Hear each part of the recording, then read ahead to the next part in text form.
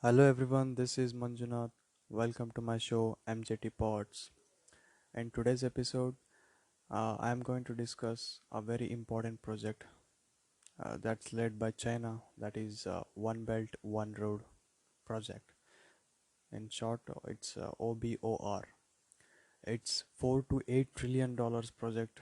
That's maybe a twice or thrice of the current GDP of the China.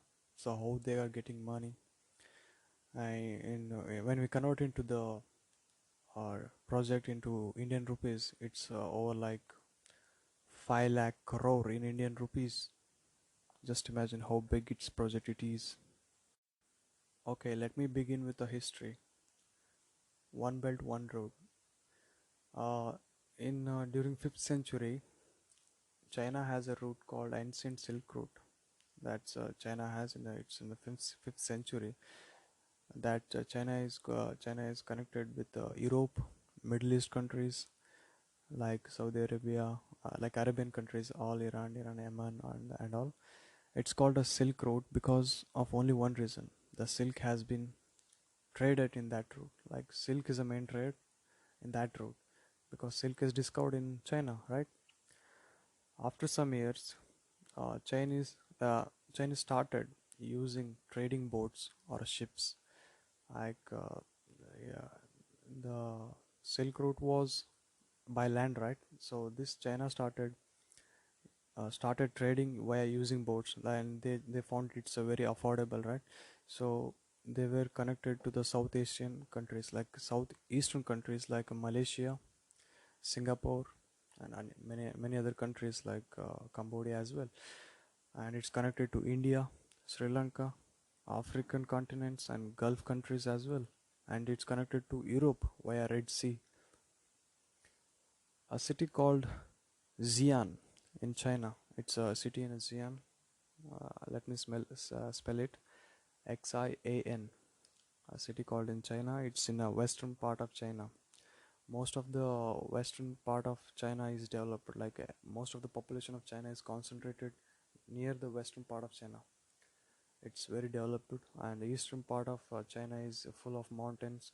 Doesn't have any fertile land, so it's a very underdeveloped province in the China. So what China did was the main project starts from Xi'an city. What I said before, Xi'an city that it's situated in the western part, right? So from that side, it passes through the eastern part of China. When the road passes from the western to its eastern part, so the infrastructure, building the infrastructure, it automatically develops our eastern part as well. So via Central Asian countries, Europe, the roads are going to Central Asian countries and European continent, and the important cities like Istanbul. It's the capital of Turkey, and Istanbul is the only city in the world which has a border between Asia and Europe. It connects both Asia and Europe. It's situated in between the two continents. So this is a very important country. And Moscow, the project passes through the Moscow as well. It's a capital of Russia. And to the European country, Italy, Venice. Sea routes. Sea route starts from Fuzhou. I will spell it. Fuzhou, a city nearby South China Sea. It's a port city actually, and it connects sea routes to the Kuala Lumpur. It's capital of Malaysia. It's a southeastern country, and it's connect to the Hambantota, that's a port in Sri Lanka, and Nairobi. It's the capital of Kenya. It's in the African continent, right? Through the real through the Red Sea to Europe. It's the same.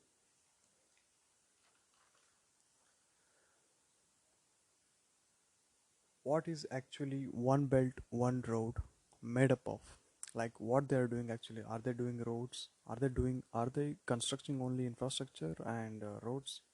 No, there are many other highways. First importance is given to the highways by the land route, overlanded rail routes, port cities. They are developing ports in different countries, and gas pipelines, other mega infrastructures, and optical fibers network in Pakistan, mines, oil refinery in Saudi. It's a project of all together. Like they are capturing every sector of the country. Why China needs one belt, one road? You think why? Yeah, that's a very important question, right? Why China needs one belt, one road? The first important thing is to fulfill the energy needs. Energy needs in the sense, if you want to run a very big country, you need energy. Energy like a petroleum, natural gas. So China doesn't have reserves of biofuel, not biofuel, sorry, it's fuels, right? Fossil fuels. So China doesn't have any reserves of this. So China wants to connect through this project and extract uh, gases and fossil fuels from other countries. Like it's taking natural gas from Russia by this project. So one belt, one road. It's a very important for China, and because of economy integration, it's very simple, right?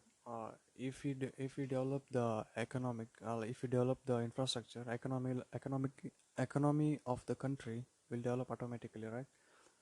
So China is tapping into new and underdeveloped countries. Why? You think why? It's because underdeveloped countries, because countries like African continent countries like Kenya, Nairobi, Kenya, like Egypt, these these are the very poor and underdeveloped countries. South Asian countries like Tajikistan, Pakistan. I think these are underdeveloped countries, right? So these people, Chinese government is targeting only these people countries because they are not able to develop by themselves. So what they did was they signed a deal with these countries, underdeveloped countries, and they started giving loans to the poor countries, and they starting investing. Chinese will start investing in that, investing, so building infrastructure, very big infrastructure in the billions, and they give loans in the billions, and at last, and these countries who took the loan, they failed to pay back pay back the loan. So this is the reason why these countries become a puppet of China. Got it? So, and that is the one reason, and the main reason, and another reason is the global dominance.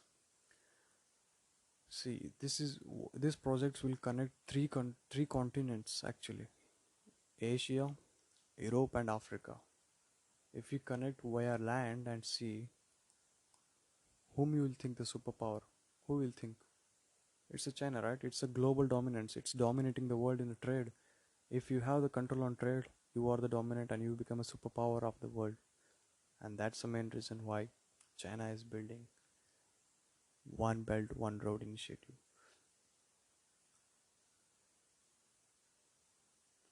With this project, China will be able to connect trade with the three continents, right? As I said before, it can control about 60% of world population. Can you imagine that? 60% of world population is controlled by China via this project. Like they're sending trades, there is a boom in China, right? It's a manufacturing hub of world, right? So if they want to trade with the world, they need a nice infrastructure for their country. So these people are investing so many things in the poor countries to uh, make them fall in trap, like a debt trap. They are not able to pay back again. So these people, Chinese people, can have easy control over them. That's the main thing. And it has a gas pipelines from Caspian Sea and Russia as well to China, directly to the China. Look how big its infrastructure is, and speed rails in South Asian Asia. It's already started.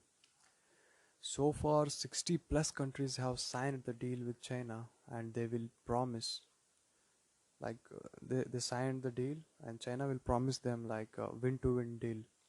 In the sense, win for both countries. If you sign a deal with both the countries, China will promise we'll both will win, like benefit for both. and later they fall in debt with China. Like they pay, China will give them many loans, and these people not able to, this country is not able to pay back the loan, and this is the reason why all some of the countries are becoming puppet of China in today's day.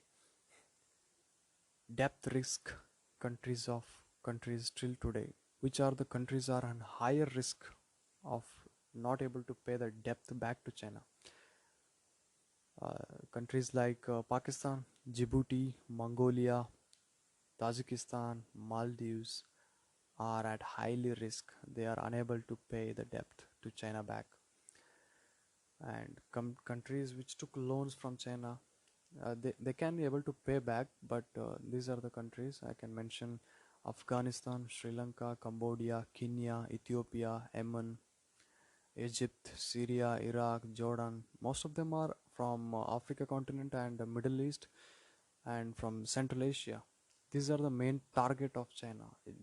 These Chinese will start targeting only the poor countries and starting take over them and showing the dominance to the world.